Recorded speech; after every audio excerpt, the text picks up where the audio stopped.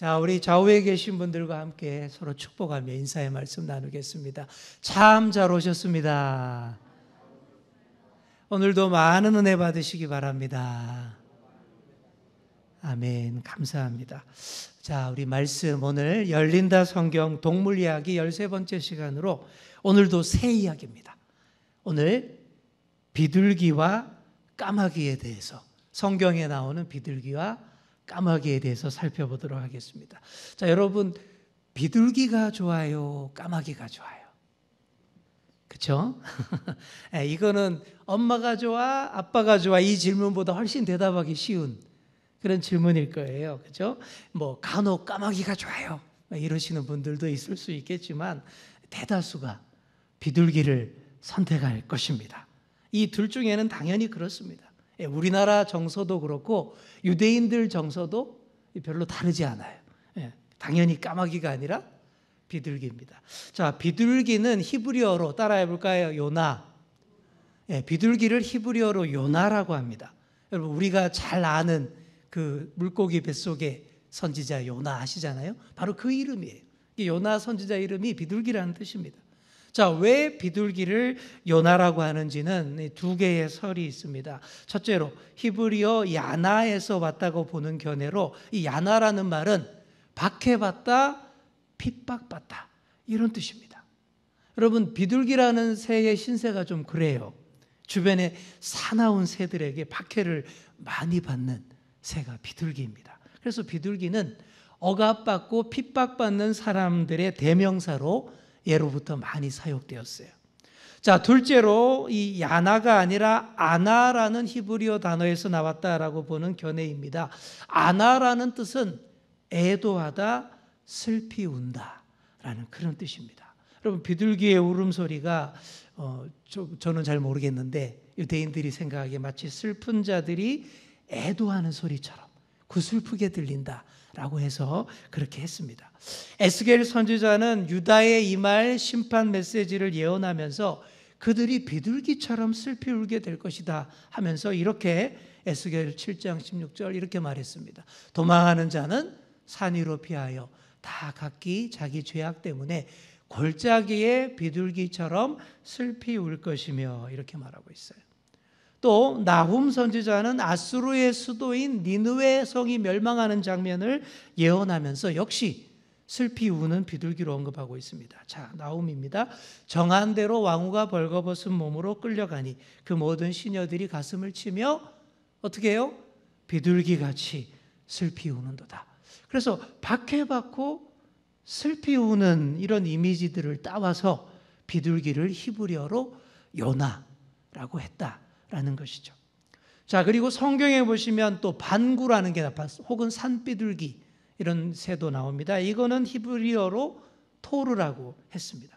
비둘기의 울음소리가 유대인들 귀에는 토르르 뭐 이렇게 들렸나 봅니다. 그죠? 우리 귀에는 어떻게 들리죠? 비둘기 구자하고 똑같이 구구구구 이렇게 들리는데 그 사람들은 토르르 이렇게 들렸나 봐요. 그래서 그 의성어 그대로 따와서 산비둘기를 토르라고 이름을 짓고 있습니다. 자, 이렇게 어쨌든 비둘기, 산비둘기는 성경에서 아주 사납고 난폭한 악인들이 득세하는 세상에서 핍박받고 소외되고 그리고 가난한 자를 상징할 때에 주로 사용되는 이미지였어요. 그러다 보니 이런 비둘기가 온유하고 또 평화롭고 또 순결한 이미지로 또 확장이 되고 발전이 됐습니다. 오늘 우리 시대의 비둘기는 좀 안 그렇죠, 그죠? 약간 좀 세균 덩어리, 바이러스 많은 좀 혐오 기피하는 그런 새처럼 도시의 비둘기가 되었는데, 근데 원래 비둘기의 이미지는 그렇지 않았다. 깨끗하고 순전하고 아주 좋은 이미지였다라는 거예요. 그래서 비둘기가 희생 제사를 드릴 때 제물로 바칠 수 있는 동물로 선정됐습니다. 조류 중에서는 비둘기가 유일해요.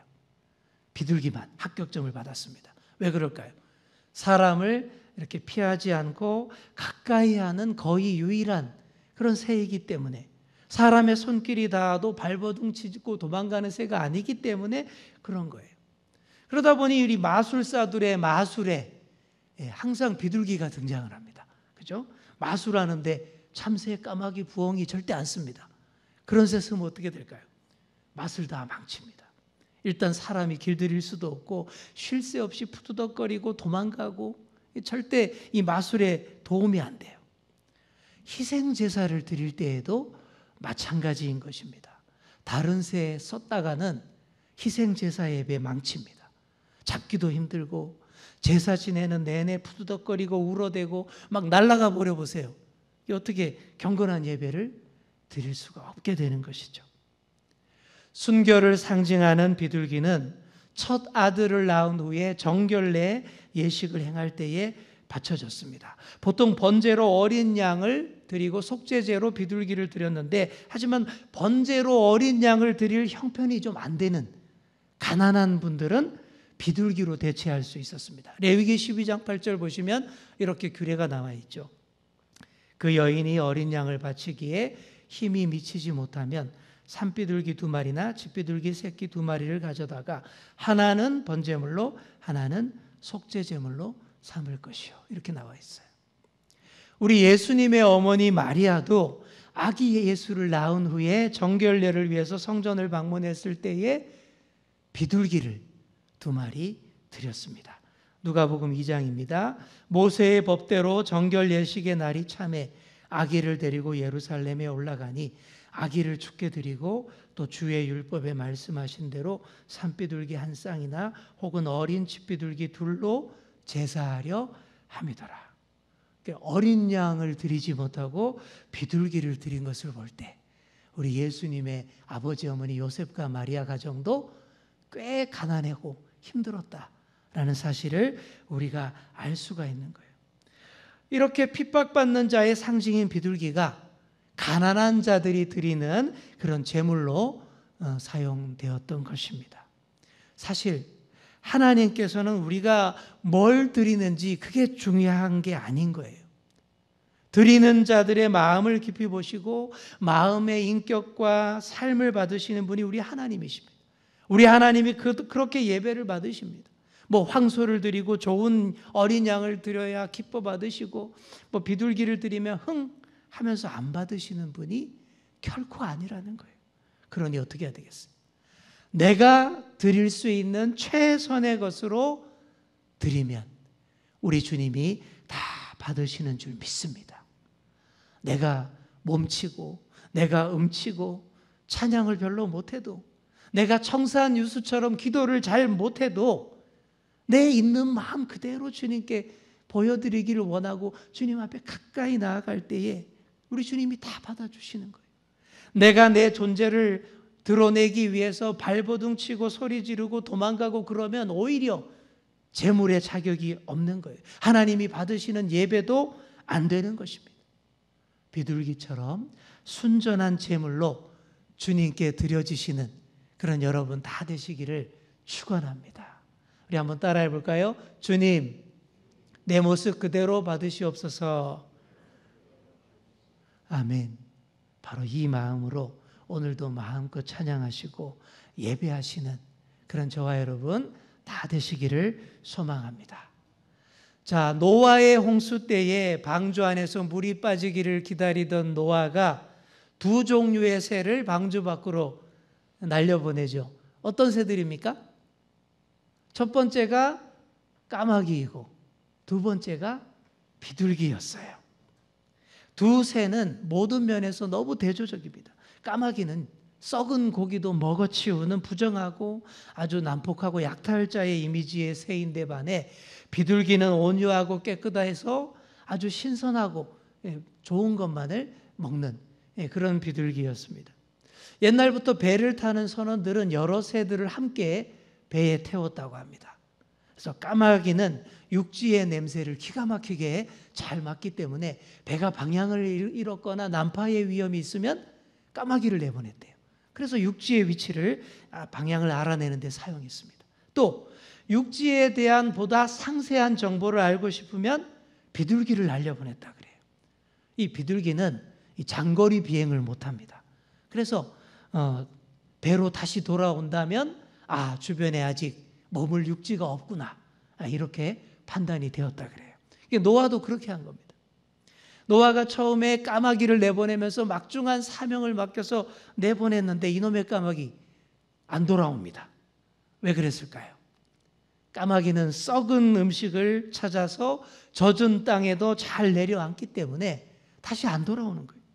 자기 이름대로 까마귀 고기 먹은 것처럼 까맣게 자기 사명 잊어버리고 방주로 돌아오지 않았습니다.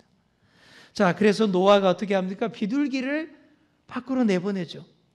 비둘기의 가장 큰 특징은 이거예요. 귀소 본능. 본래 자기가 있던 자리로 되돌아오는 능력이 탁월한 새입니다. 그래서 옛날부터 통신수단으로도 많이 사용했는데 이 노아의 방주 때부터 첫 데뷔를 했던 것 같습니다. 자, 그런데 비둘기가 첫 임무에서는 별 소득 없이 돌아와요. 마른 땅에만 앉을 수 있고 신선한 음식만 먹는 새이기 때문에 비둘기가 그냥 이렇게 돌아왔다라는 얘기는 무슨 얘기예요? 방주밖에 마른 땅이 없고 또 먹이로 삼을 그런 것도 없다라는 그런 이 보고가 되는 것이죠. 비둘기가 그렇게 다시 돌아왔습니다. 자, 그러다가 결국 비둘기가 해내죠. 7일간을 더 기다린 노아가 비둘기를 다시 보냈는데 죄송합니다. 너무 감격에 목에 메이나 봅니다. 결국 비둘기가 다시 해내죠. 7일간은 더 기다린 노아가 비둘기를 다시 보냈는데 뭘 물고 왔습니까? 올리브 잎을 물고 돌아온 거예요. 자, 창세기 8장 10절에서 11절 말씀을 보시면 감람나무 새 잎사귀를 물고 돌아왔다. 이렇게 되어 있습니다. 여러분들이 이제 다 아시죠? 감람나무가 뭐다? 올리브라는 거 이제 여러분 다 아시죠? 그죠? 그리고 물에 둥둥 떠 있는 썩은 잎사귀를 물고 온 것도 아니었습니다. 싱싱한 나무 가지에서 아주 최근에 따온 새 잎사귀였습니다. 그래서 무슨 말이에요? 방주에 내려서 상륙할 그런 육지가 드디어 생겼다라는 좋은 소식의 보고인 것이죠. 이 비둘기는 원래 단 것을 좋아하는데 올리브 잎사귀는 상당히 쓰다고 합니다. 자, 그런데도 이 비둘기가 올리브 잎사귀를 꼭 물고 왔다. 왜 그렇게 했습니까? 사명 때문인 거예요. 사명 때문에. 퇴퇴 이렇게 뱉지 않고 그 쓰디쓴 올리브 잎사귀를 꼭 물고 돌아와서 비둘기가 이렇게 자기의 사명을 잘 완수했다라는 얘기입니다. 하나님의 홍수 심판이 이제 끝났고 새 삶을 시작할 땅이 생겼다라는 좋은 소식을 가져오게 된 것이죠. 그래서 평화와 좋은 소식을 상징하는 여러 기관의 마스코트로 이 비둘기가 채택된 것 같습니다. 썩은 것들에 집착하지 않고 깨끗하고 신선한 것을 사모하는 습성이 이렇게 좋은 소식을 가져오게 된 것입니다. 자, 그런데 비둘기에 대한 이 부정적인 이미지도 있습니다. 우리 호세아서 7장 말씀 보실까요? 에브라임은 어리석은 비둘기같이 지혜가 없어서 애굽을 향하여 부르짖으며 아수르로 가는도다. 자, 호세아서에서 어리석은 비둘기를 말합니다. 자, 여기서 말하는 어리석음은 이 비둘기의 귀소 본능 때문에 그래요. 참새 같은 새들은 보금자리에서 알을 품고 새끼가 알에서 깨어나서 날아가게 되면 보금자리를 떠납니다. 다시 안 돌아와요. 그런데 비둘기는 새끼가 날아서 보금자리를 떠난 후에도 다시 자기 보금자리로 돌아오는 새입니다. 새끼가 없는데도 다시 보금자리로 돌아오는 비둘기의 이런 습성이 여러분 뭘 닮은 것 같아요? 맨날 종살이 하던 애굽으로 돌아가자 막 그러고, 그죠? 또 강대국인 아수르를 의지하려고 거기에 들러붙는 이스라엘 민족 같다라는 그런 얘기입니다. 여러분 계속 이렇게 하면 좋은 이미지의 비둘기도 어리석은 비둘기가 되는 것입니다. 여러분 귀소 본능 좋은 말이죠. 하지만 좋은 방향으로 사용해야죠. 그죠? 어디로 가도 반드시 우리 주님께로 돌아오는 그런 귀소 본능이 돼야 되지 않겠습니까? 엉뚱한 데 돌아가면 되겠어요? 나 다시 돌아갈래? 애굽으로, 세상으로 막 돌아가는 그런 귀소 본능은 이 잘못된 귀소 본능이죠. 여러분은 절대 어리석은 비둘기가 되지 마시기 바랍니다. 자, 우리 옆에 계신 분께 이렇게 말해 주겠습니다. 어리석은 비둘기 되지 맙시다. 주님께로만 돌아옵시다. 네, 어디로 나가도 잠시 헤매서 방황하고 세상으로 나가더라도 반드시 주님 품으로 돌아오는 그런 귀소 본능의 소유자들 다 되시기를 축원합니다. 자, 다음으로 까마귀를 보겠습니다. 지금까지는 비둘기가 주인공이었고 까마귀가 악역이었는데 까마귀 입장에서 한번 볼게요. 자, 까마귀는 히브리어로 오렙이라고 합니다. 그런데 어둠이 땅에 내려오는 저녁을 뜻하는 에렙이라는 말과 어근이 같아요. 이 까마귀가 그렇게 어때요? 까맣고 어둡다라는 그런 이미지에서 이름이 그렇게 지어진 것입니다. 부정한 것들과 시체를 쪼아먹는 까마귀의 습성 때문에 성경에 나오는 까마귀 이미지 안 좋습니다. 안 좋아할 수밖에 없죠. 주로 황량하고 바위가 많은 지역에 둥지를 틀기 때문에 파괴와 황폐를 상징하는 표현에 까마귀들이 주로 등장합니다. 바로 이런 구절들이에요.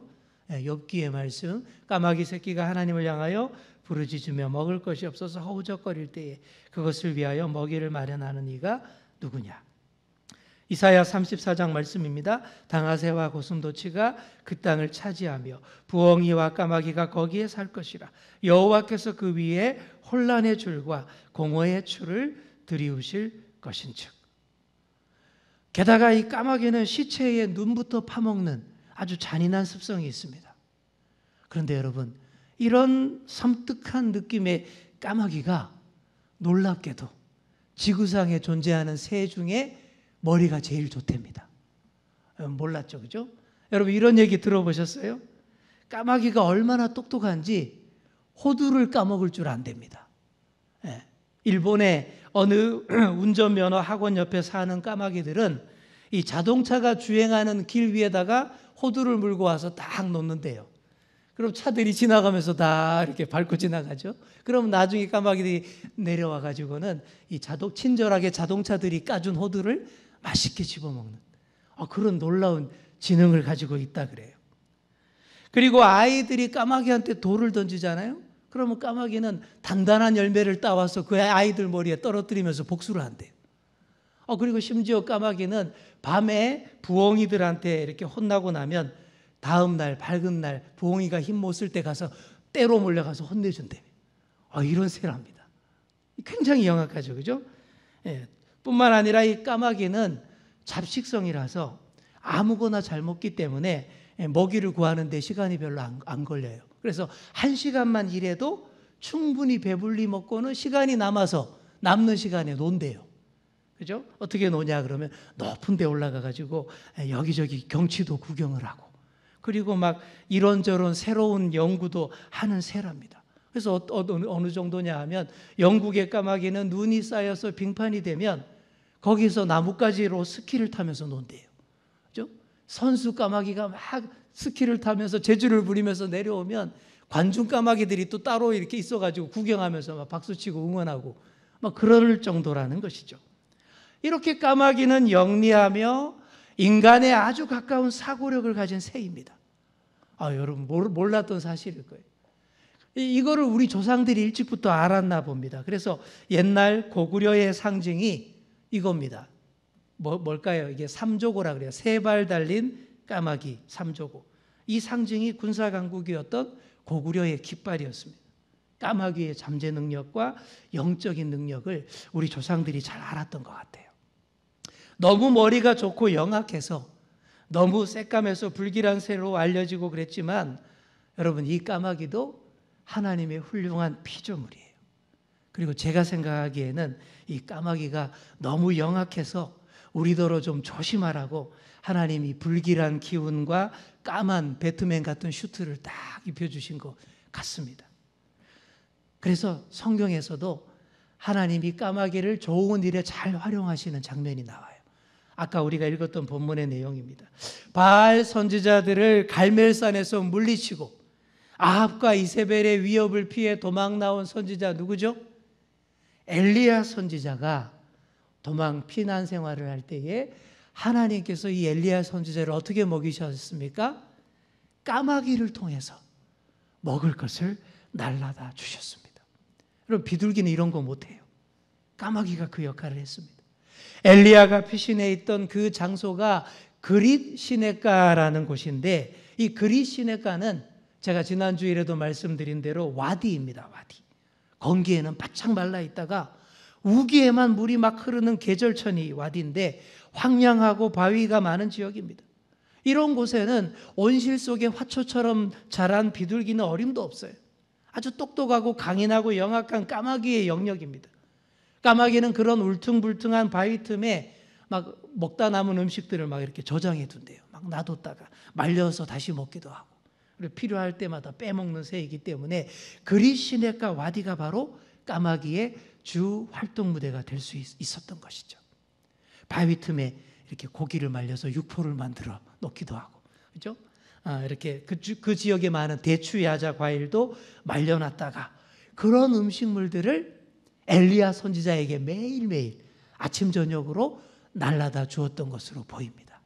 이렇게 보면 이 까마귀가 최고의 서비스 배달의 민족 배민보다 훨씬 탁월한 특급 배달부였다라는 것이죠. 여러분, 이 사건을 유대인 학자들은 이렇게 해석하기도 합니다. 하나님이 잔인한 까마귀에게 하나님의 자비로움을 전하는 심부름을 일부러 시켰다라는 거예요. 왜 일부러 시켰어요? 너 불의 사자 엘리야도 저 방종하고 배신하는 이스라엘 백성들을 너무 거칠고 잔인하게 다루지 말고 자비와 친절로 다루라 라는 뜻이었다라는 것이죠. 과격하고 거친 엘리야 선지자에게 하나님의 사랑과 자비를 잘 품고서 다시 잘 해보라 라는 뜻에서 그렇게 까마귀에게 맡겼다라고 유대 랍비들은 해석을 합니다. 어찌되었든 까마귀도 하나님의 훌륭한 피조물로서 훌륭하게 잘 쓰임받을 수 있었다라는 그런 말씀입니다. 자, 오늘 성경 공부를 통해서 비둘기와 까마귀 공부했는데, 자, 핵심은 이거예요. 좋은 비둘기도 어리석은 비둘기가 될 수 있고, 잔인한 까마귀도 특급 배달부로 훌륭하게 쓰임받을 수 있다라는 그 사실입니다. 여러분, 이제 비둘기와 까마귀 중에 뭐가 좋아요? 성경 공부하고 좀 바뀌었습니까? 저는 까마귀가 좀 매력적인 것 같아요. 그죠? 굉장히 영악하고 훌륭한 기질이 있습니다. 한 가지 분명한 것은 다 비둘기가 될 수도 없고 다 까마귀가 될 수도 없다라는 사실입니다. 내가 비둘기 기질에 가깝다면 정말 이 비둘기의 가장 아름답고 건강한 측면, 이 온유와 순결과 평화, 이거를 더 잘 살려서서 하나님의 일을 감당하면 되고, 내가 까마귀 기질에 가깝다면 까마귀의 가장 아름답고 좋은 건강한 측면을 잘 살려서 더 훌륭하게 효율적으로 하나님께 쓰임받을 수 있다라는 사실입니다. 우리가 이걸 기억하면 되겠습니다. 그러면 하나님께서 다 받으시고 기뻐하십니다. 그런 저와 여러분 다 될 수 있기를 간절히 축원합니다.